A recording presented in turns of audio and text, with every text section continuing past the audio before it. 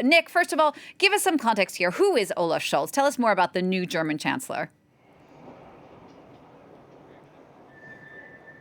Well, he's 63 years old. As you said, he was a former finance minister. Now he's the chancellor.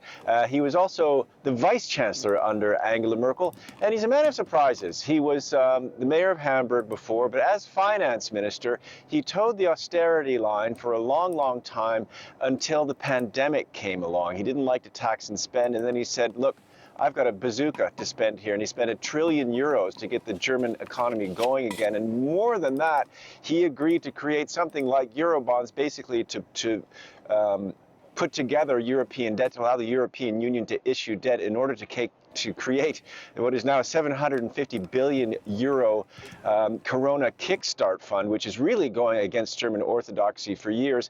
Personally, to get away from policy, he's called Scholzomat, considered to be robotic and not very charismatic, but in private is said to be actually extremely funny. I've followed him on the campaign trail about 10 years ago when he was running for mayor, and you can't say people were really swooning around him, but he did seem to have a common touch.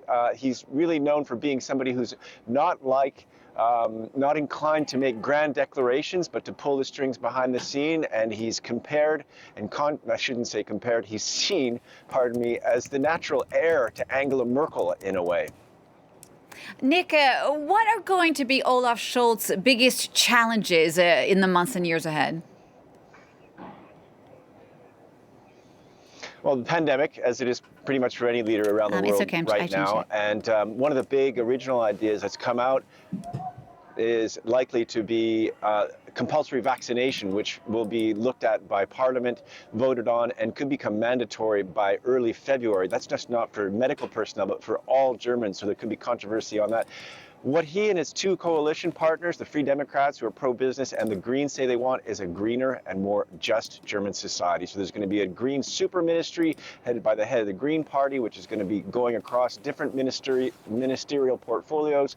Basically, they'll get 80% green energy by 2030. They'll get out of coal possibly by 2030, and they'll raise the minimum wage. They'll make marijuana legal. Voting age will go down to 16. There's a whole host of measures to creating this vision of a greener and more just society. Look for as well a tougher line with China, a tougher line with Russia on human rights. And once again, Germany completely committed to European integration, as well as keeping that transatlantic bond with the United States as strong as ever.